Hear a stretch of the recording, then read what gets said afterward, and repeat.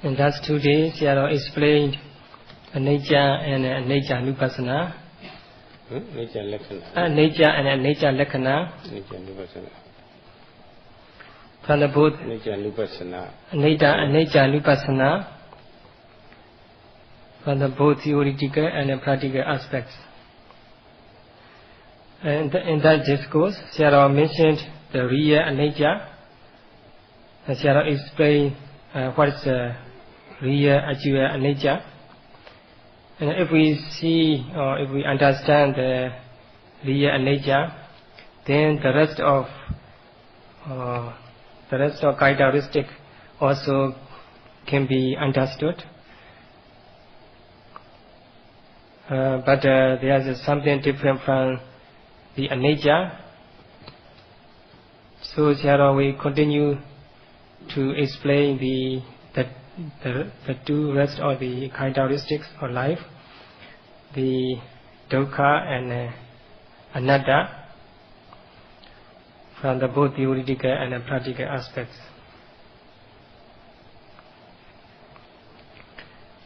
In the Buddhist scripture, it is said that Dukkha Viridabham, the suffering must be understood. And Dukkhalakkhana Viridabha, the state of suffering. Dukkhalakkhana Viridabha. Dukkhalakkhana Viridabha, the state of suffering must be appreciated. And Dukkhanupassana Viridabha, the observation of dukkha or suffering must be comprehended.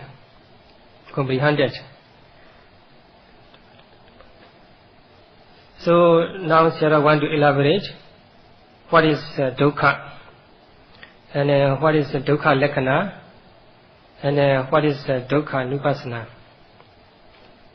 The Deva Khana Pajaka Dukkha Yakava. To Khana. The Deva Khana Panchakan Dukkha. So that very the Deva Khanda Panchakan. The Deva Khanda Panchakan Dukkha. That very mind and body is called Dukkha, suffering. So according to this teaching, the 5 aggregates of mind and body are called dukkha. So the anicca also called anicca is also this very 5 aggregates of mind and body. So what is called anicca is called dukkha as well. So why these mind and body are called dukkha? So the answer is yadanicca dan dukkha. So what are impermanent are called suffering dukkha.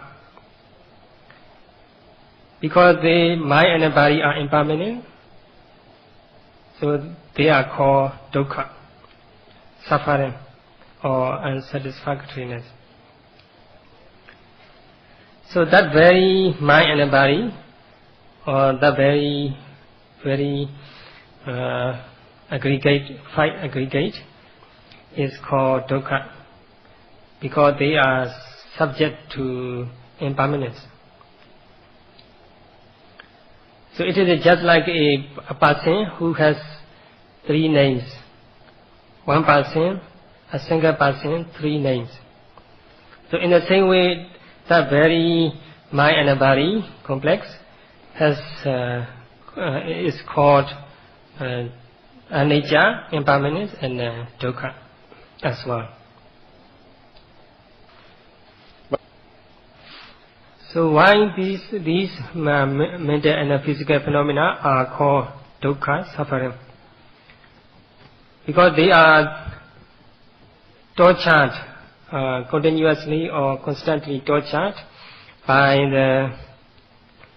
the changes or by the state of impermanence. So they are subject to impermanence. That's why they are called dukkha, suffering.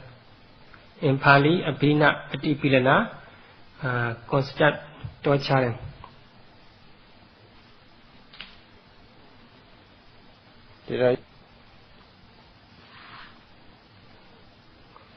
So the nature of the mind and the body is they torture us. The torturing or torture is their nature or the nature of mind and body.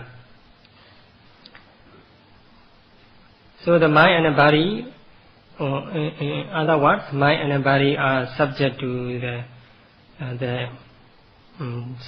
the impermanence. So they are said to be tortured continuously by impermanence or changes. So all the time there are mental and physical changes, appearance and disappearance. They are all the time torturing us. We are doing things or seeing, smelling, tasting, or we bending our hand, stretching, or lying down, or standing and sitting down. All the time we are doing activities and mental and physical phenomena also changes accordingly all the time. So only even the time we fall, we have sound sleep, there's a mind and a body continuously changing all the time.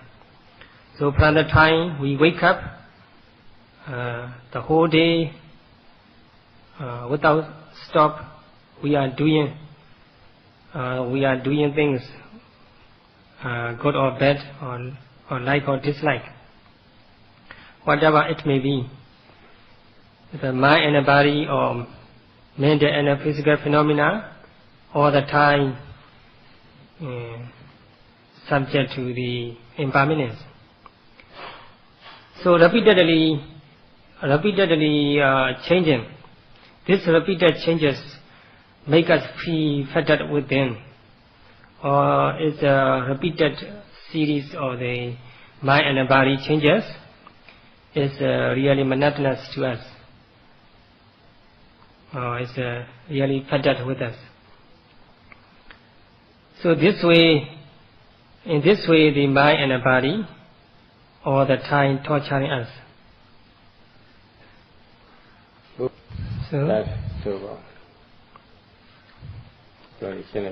So we want to be young forever, but we are subject to old age. So in due course of time we get old, and then we want to be healthy all the time, but we often get sick or ill.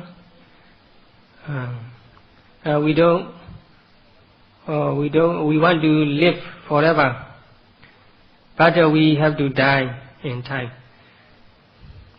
So these unsatisfactoriness are torturing us all the time. Before we die, we are tortured the prospect of death.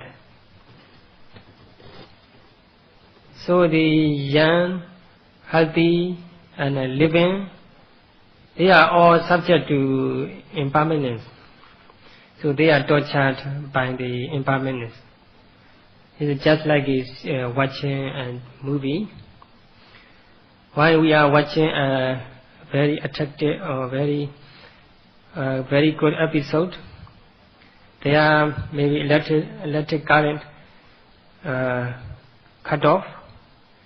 Then we feel very upset.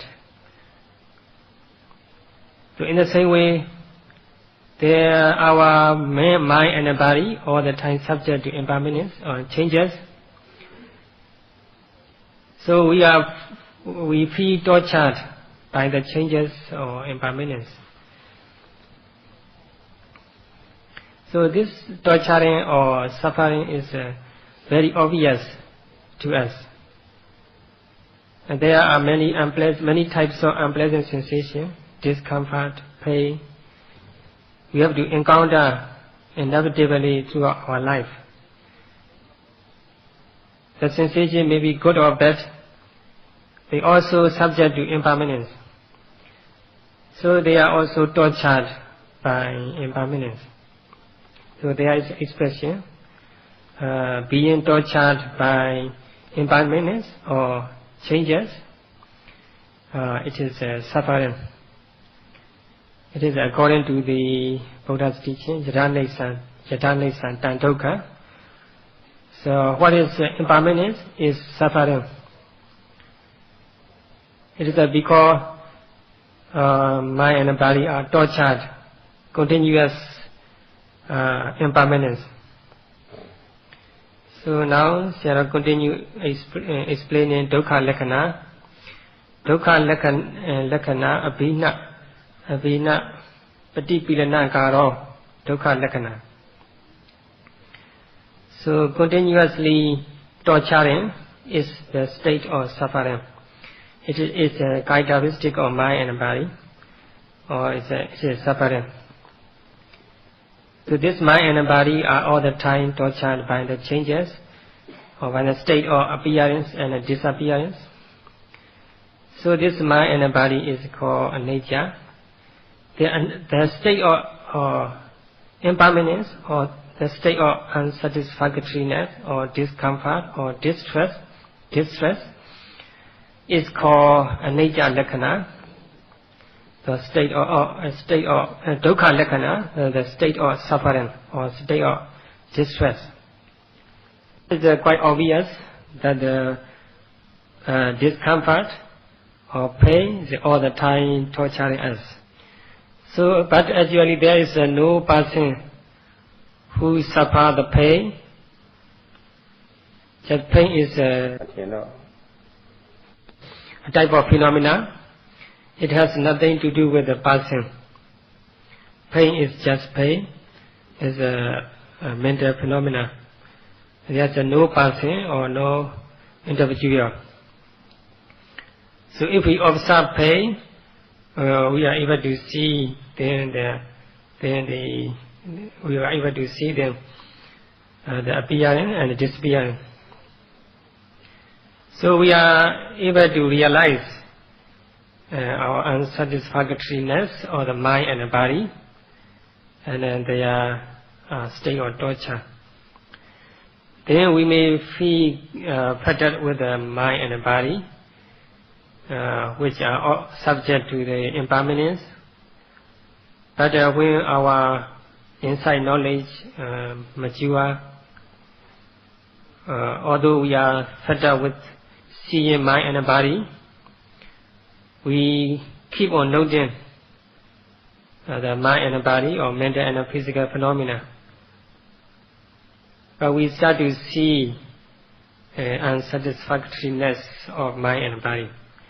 This seeing or this realization is called Dukkhanupassana. Dukkhanupassana, the insight into unsatisfactoriness or insight into suffering or distress. So this realization is obtained through our own experience, not through hearsay, not from teacher, or not from reading. This realization is based on one's own experience. When we observe mind and body, the moment they take place, we are able to see them appear and disappear right away.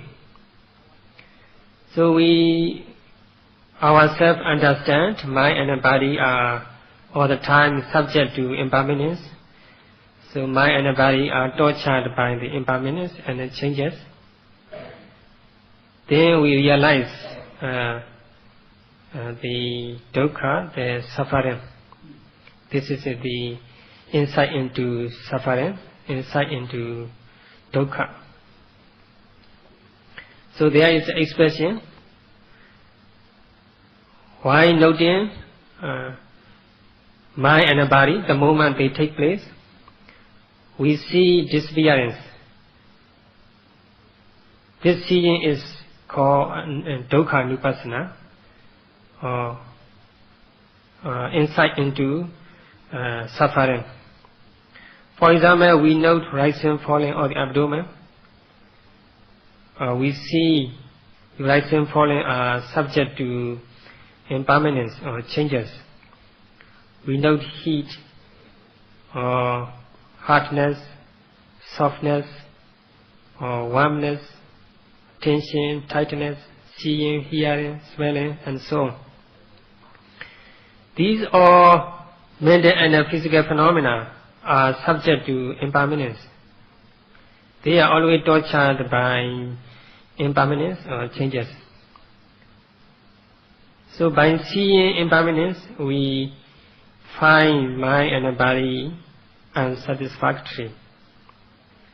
So this finding or seeing is called Dukkhanupassana, insight into suffering.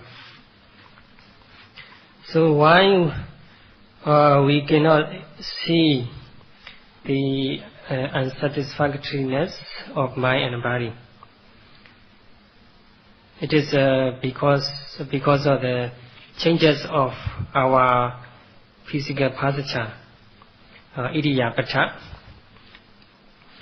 So this unsatisfactoriness is covered by the changes of position, or by the changes of the postures.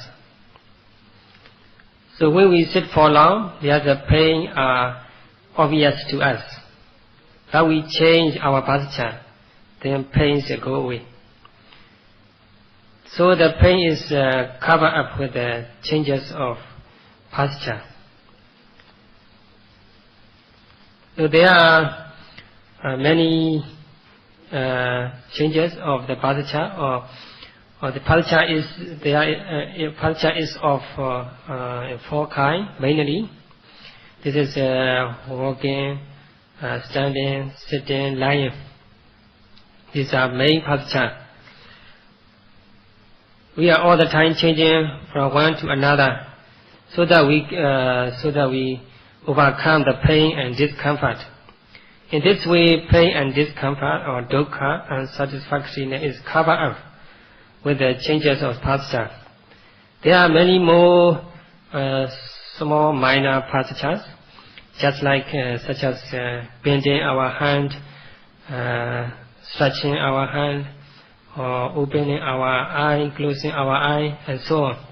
There are so many changes or arrangement of our physical posture. So these, by arranging our physical postures or position, we get rid of pain and discomfort. So the pain is true nature, not clear to us. Pain or discomfort or unsatisfactoriness, dukkha, is covered up with the changes of the physical postures all the time. There is an expression: if we sit for long, then we can die.